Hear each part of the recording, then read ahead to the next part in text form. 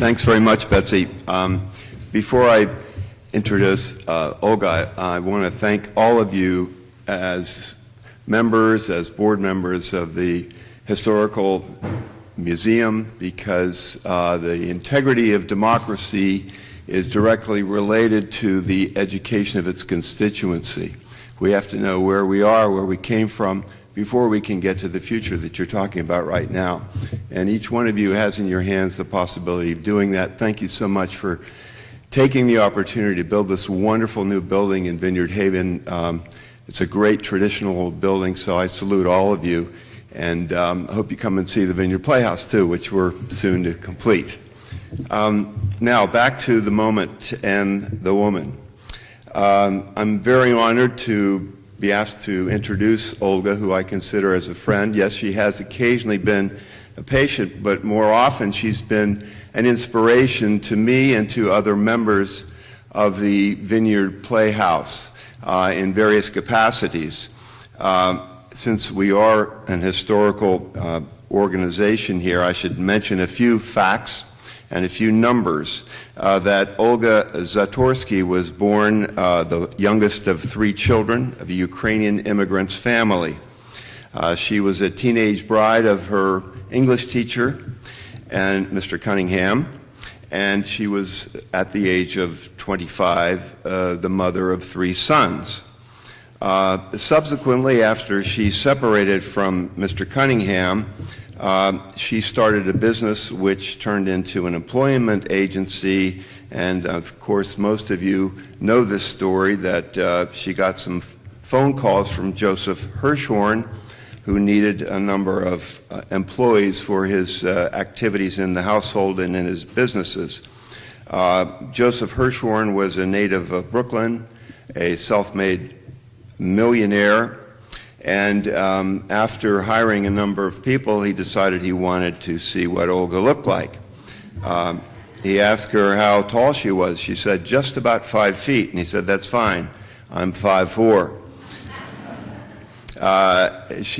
So he liked what he saw. They got married when he was 62 and she was 41. By the way, she became his 4th wife. And their relationship, just sticking to the numbers here, their relationship was extraordinary.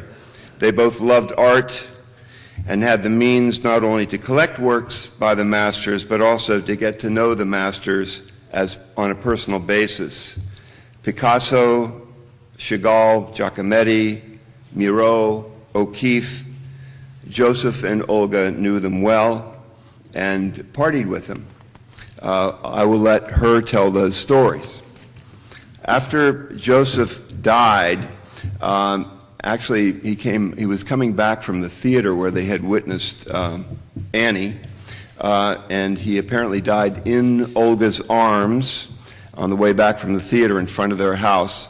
Olga felt that her bubble had burst, and it had in many ways, but she found a new way to start a new life. Part of that life involved coming to Martha's Vineyard. And she since then, since the early 80s, has become such an integral part of what happens on the vineyard that it's hard to imagine the vineyard art scene without imagining and seeing Olga in the middle of it. Personally, I know from talking to M.J. Bruder-Manafo, who's our artistic director at the Playhouse, that back in '93, when we were undergoing a crisis of how to finance the future of the Vineyard Playhouse, Olga came up with some ideas, made some connections, and before you knew it, the Playhouse board owned the theater. Subsequently, we've gone through many years, and in the past 2 years, we developed a campaign to completely restore our 1833 building.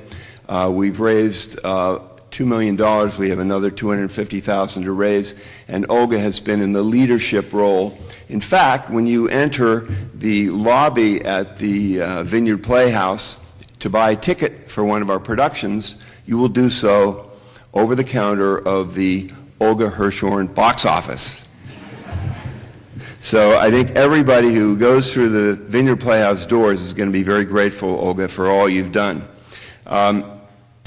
I've known Olga also as a neighbor. I've seen her occasionally for minor illnesses, and I've always been inspired. I remember a few years ago she was troubled with some headaches, and she came to me, and I said, well, just sort of be conservative in your activities. I think things will work out pretty well. And of course, later that day, I saw her riding her bicycle down Franklin Street. That's Olga. Most of all, I think Olga's inspiration is historical. It's appropriate that she receive a medal from a historical society because she has added so much to the integrity of everything that we do here on the vineyard. Olga, without you, we'd be light years behind. Thank you so much.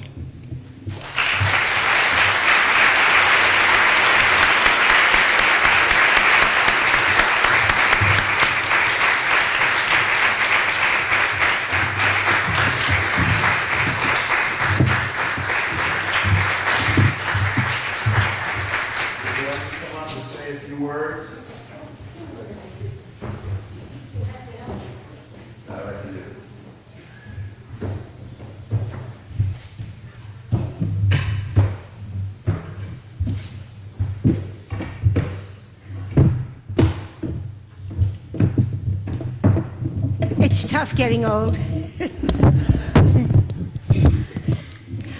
I've received a couple of awards during my lifetime, 2 actually, all within the last couple of years. And each time it happened, my hearing aid would break and I would not have a replacement at the time. So here I am, not being able to hear anything you said. But I can tell by your applause and your smile that he said some very nice things about me, and I'm grateful for that. I arrived on the vineyard about 20 years ago, and shortly after I was here, I had a house guest, and we took a ride up island. And as we passed that cemetery, before you get to Krondick's drugstore, she looked across the road and said, "What are those chickens doing on that grave?" And I said, "Chickens?" And she said, "Yes, there are a lot of chickens on the grave." Turned the car around, went into the cemetery, parked our car. Sure enough, there were chickens, artificial chickens, stuck all around this little grave in the cemetery.